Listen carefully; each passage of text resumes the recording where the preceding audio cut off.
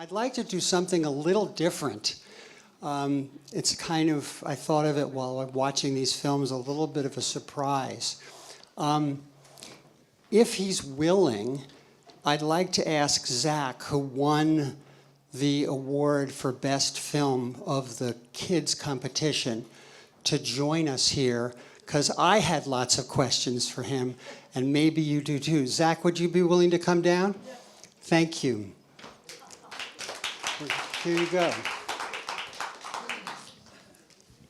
Okay, so let's start with Charles. Thank you for coming.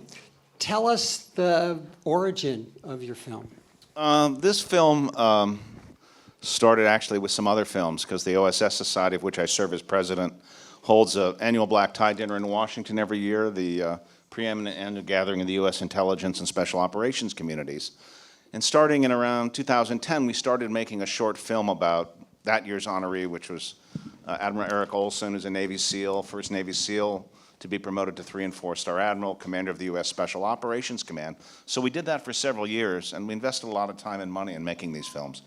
And then around 2016 or 17, I realized, since we are investing so much effort into making this film, we ought to make something that has a wider audience.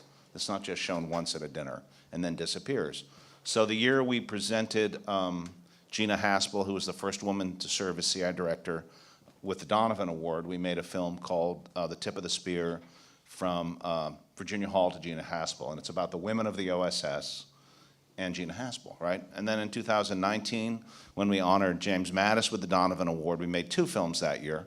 One called Call Sign Chaos, General Jim Mattis and the U.S. Marine Corps, which is about the Marines who served in OSS. Arguably some of the greatest people in the OSS were Marines, like Sterling Hayden, who was featured in the John Ford film.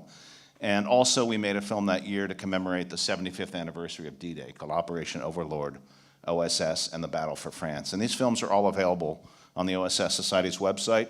So if you just look up the OSS Society, go to OSS documentaries, you'll find them there.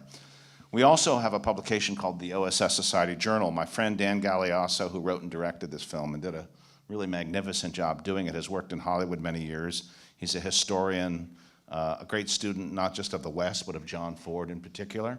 So about 10 years ago, he wrote a really wonderful article about the field photographic branch, which has always kind of fascinated me, and what it did during the war. And I read the article and I said to Dan, gee, we need to make a film, because the story is just too good. And one of the things I love about this documentary is that it's a documentary about film and about people who make films. So it's great to see it on the big screen. I'm so accustomed to, when I was making it, I'm working on a laptop and I'm seeing it on like a 15-inch screen. So when I come today and I see it on this just giant screen, it's kind of a thrill. Yeah, it's really an amazing thing for filmmakers to show our films to an audience. It doesn't always happen, and that's why coming to a festival is such a wonderful thing. So we thank you all for coming, and this festival has gotten better and better every year. The original crowd, I know people have other things to do, was the most people at the shorts film that I've ever seen. So again, thank you. Yeah. There's there's a feature documentary called The Five Who Came Back that's also about John Ford. Is there a tie-in to this, and how does that different, which I highly recommend for you all to see? I'll move a bit, maybe get rid of this feedback a little bit. Yeah, there is. Yeah. Actually, I kind of have a beef with Five Came Back, and that's the other reason I made this film. That was a film by Mark Harris, and a book by Mark Harris, about the 5 Hollywood film directors who served in World War II, William Wyler, Frank Capra, John Huston, George Stevens, and John Ford. In the book, the OSS and the field photographic branch is mentioned widely, right? When you watch the documentary, the episode on Ford, there is no mention of OSS. Watching that, you would think he just worked in the Navy. And I don't know why they cut it out. So I've always kind of had a beef with that documentary for that reason. Well, without seeing your film, it's a good film for No, it is. Everybody. Yes, it is. No, it is. It's very well done, but for some reason they cut out the OSS, and Hollywood always seems to cut out the OSS. Don't get me started, because I can go into legion about all the films that have done that or told the story incorrectly, which is one of the reasons that I'm hoping to turn this film into a limited TV series, like a 6 or 8 episode series. Wouldn't that be great? Yeah. Because what does Hollywood love more than anything else? Itself.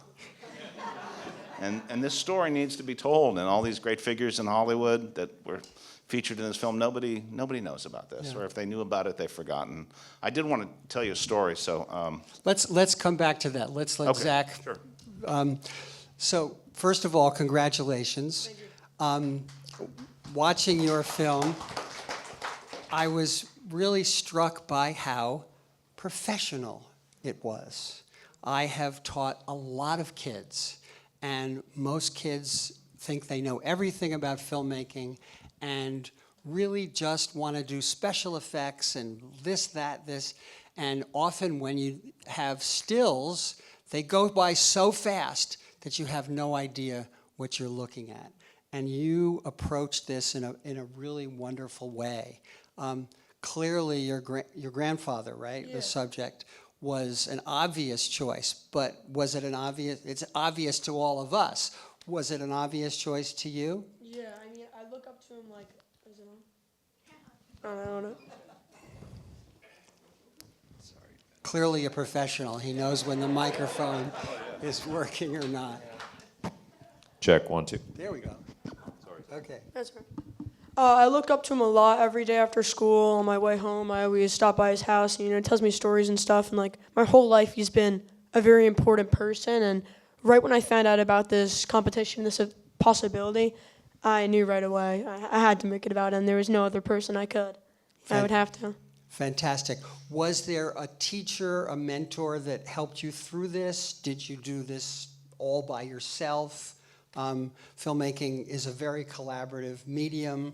We get so inside it, we forget what works and what doesn't work. We love what we're doing so much, but you bring an audience in of people that'll come in and kick your butt, and you realize it needs a lot of work. What was your process like? Well, first, I did this filmmaking workshop early in middle school, and a filmmaker ran it named Kevin Quinn, and he's local. He makes short films. And I contacted him to ask him maybe if I could borrow some equipment because I didn't really have the money, to get equipment at that time. And he let me borrow a camera and a mic, and I got a notebook, and I just started writing storyboards and stuff. And I mostly did the filming and writing and all that by myself. But then my uncle, who's a professional editor, he helped me a lot with the editing. But because that's probably the hardest part about filmmaking. A lot of people don't realize, they think maybe like directing or acting it, but like a lot of the things behind the stage is like more important than what actually you see. So he helped me a lot, and yeah, and then I got it done, right? The day of the deadline. Well, I can tell you that is going to be your life, the day of the deadline. How old are you? What grade are you in? I'm 14 years old, and I'm a freshman at Pearson High School. Fantastic. The other thing which you said, and I think I say at every Q&A, is films are made in the editing. You can make a good film great. You can make a good film terrible by editing. It's such hard work. It's such painstaking work, and you did such a great job. Okay, so you have a story you want to tell While us? we're on the subject of editors, I'm looking for a great editor for my next documentary. So if you know of one, If you're in here, I need one. It's going to be a feature length. I love shorts, but I want to do a feature length documentary just because I have a longer story to tell. I did want to tell you all about the most incredible thing that's ever happened to me. So I had the honor of representing the OSS Society at this year's 80th anniversary of D-Day in France, where this film and the D-Day film that I mentioned a few minutes ago were shown by the U.S. Special Operations Command.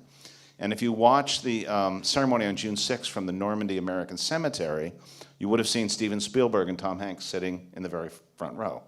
And I wasn't sitting in the front row. I was in a couple sections behind, but I was determined to meet Spielberg. So after the ceremony was over, I walked up front. I saw him up on stage. I went over, introduced myself, told him about my films. And if you know Steven Spielberg, he reveres John Ford. In fact, if you saw his last film, remember the last scene in The Fabelmans? Yeah. Which tells a story about his childhood? He meets John Ford, played by David Lynch. And in fact, I tried to get David Lynch to narrate this film, but I could never establish contact with him. So I told him about my films, and he said, gee, I'd love to watch them. I'm like, okay. So I gave him my business card. I said, if you'll send me an email, I'd be honored to share them with you. Of course, I didn't get an email from him. But I get back to Washington, and I have an acquaintance in Hollywood who knows somebody who works for him at Amblin. So I wrote an email to Mr. Spielberg, and I sent it to my friend, and he forwarded it to his friend. A month or two passed, and I didn't hear anything. I'm like, okay, I gave it a best shot. But I'm sitting at my breakfast table one morning, my phone buzzes, I look down, it's an email from Steven Spielberg, thanking me for making the films and for, he said, preserving this history and keeping it in our conversations 80 years later. And I was just completely blown away by it, As far as I'm concerned, getting that email is better than getting an Academy Award, because, right, nobody's done more to honor the greatest generation and tell the story of World War II than he has. But if there is anybody here from the Academy of Motion Picture Arts and Sciences, I want to assure you I will accept an Academy Award. Is there anything else you'd like to sell to this audience tonight? I've got a great story about meeting Robert De Niro. Okay, yeah. That's a great story, too. Yeah. Anyway. You have, we've all seen tons and tons of World War II footage. You have footage in there that I've never seen before. And you also have color footage. And you should know that that's the earliest days of color footage. So to find that. Do you have... We are the OSS. You are the OSS. Do you have a military background you seem to be attracted I don't. to? My interest in the OSS grew out of the fact that my dad served behind enemy lines in China when he was 19. And I always kind of grew up fascinated by his service, and he was always introducing me to people who served in the OSS, who were just the most remarkable people. An OSS veteran once said that the OSS was the greatest collection of people in the history of the world. And that's not hyperbole. It really was. So, and he wrote a wonderful memoir, too. Took him 50 years to get it published. That's a whole nother story. He'd always have a contract, and something would happen, and it would fall through. And then the last time it happened, in the last 90s, I just got really pissed off about it. And I set out to get it published for him, and the Naval Institute Press in Annapolis published it and did a magnificent job with the book. I'm a little biased given my relationship to the author, but I do think it's one of the most beautifully written war memoirs that's ever been published. And what's it called? It's called Journey to Peking by Dan Pinck. Great. And of course, after it was published, my mother threatened that she was going to write a book about having to live with my father's book for 50 years, which sadly she never did. Yeah. Let's talk about the still photographs. Did you have a giant pile, a little pile? What was it like to sift through them all? And then you scanned each one? So my grandpa and I guess our whole family, we've always taken so many photos, and there were so many photos of my grandpa, and my uncle lives in California, so when he came out, he tried to scan as much as he could, so we would always have them in case, if anything did happen to them, because so many memories lost. And my uncle scanned them, and then me and him, we helped each other upload it to the film and stuff, and it was really good quality because we scanned it. And at high res. Yeah. That's great. Do we have any questions for anybody? Or, because we only have two filmmakers here and we saw quite a number of films, if you have comments about any of the other films, we'd like to hear them too. We have a microphone here, if anybody'd like to chime in. There we go.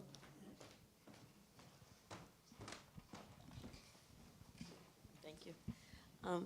Zach, I'd like to know which film you saw today impressed you and why you liked it. I really liked the bird feeder one.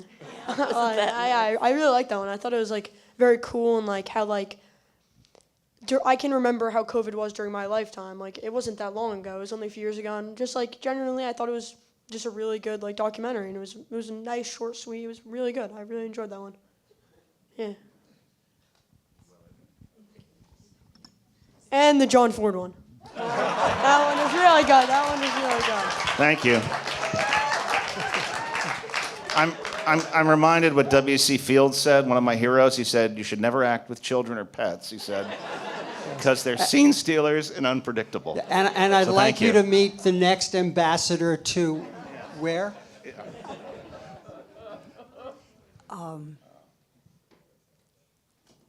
I love Hamptons Doc Fest, and I love being touched. And the ones that happened that touched me the most, I'm sorry, gentlemen, are the ones about photography in Syria and the one in prison. However, I have a question for the young man. Summers are very precious. What are you do you have, it's summer's far away now. What are you going to be doing next summer? I mean, like, I'm probably gonna have to get a job, but like, besides that, I want to like work on more films. I'm working on one right now with my friend, and like, I want to be a movie director and writer when I'm older. So I just want to make as much as I can because it's just what makes me happy. It's like, just like what I want to do, and hopefully I'll be able to make 1 or 2 movies this summer. You know, Great. We'll see how it is. Tell us about the film you're working on.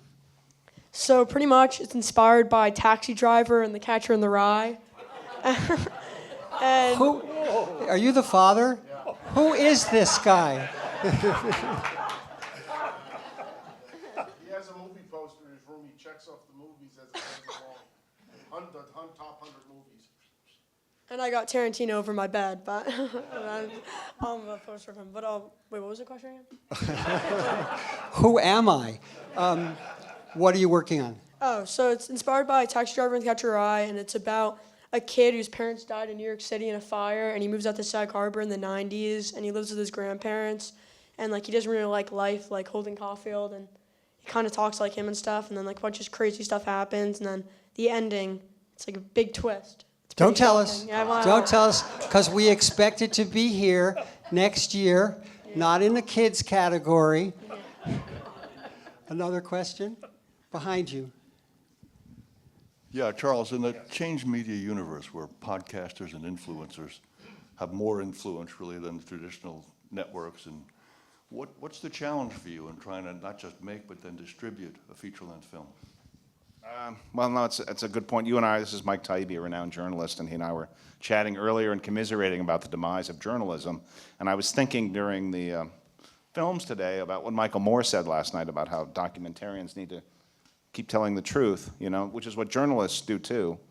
So I'm hoping that that documentaries can in some way, I think, fill that void, because you and I were both saying, what can we do to fix journalism? And I don't know. I mean, it's not just that journalism isn't broken, it's been under concerted attack, as you know, for years and years, right? And unfortunately, it's worked. But I think documentaries can serve, I hope, a role in maybe filling that void in terms of telling the truth, because that's what documentarians do, and that's what journalists do. So, you want me to tell my Robert De Niro story? No. Thank you. It's funny. I learned a lot this morning with all 5 of the documentaries. Thank you. I just have 2 quick questions, one for each. Zach, Crow's Nest, the name, I don't know if it came up in it. Is it because the house that you guys live in is like the highest point of Sag Harbor? Like, where did that name come from? So pretty much, there's a part. Well, originally when my family first bought the house, like over 100 years ago, it was a screened-in porch.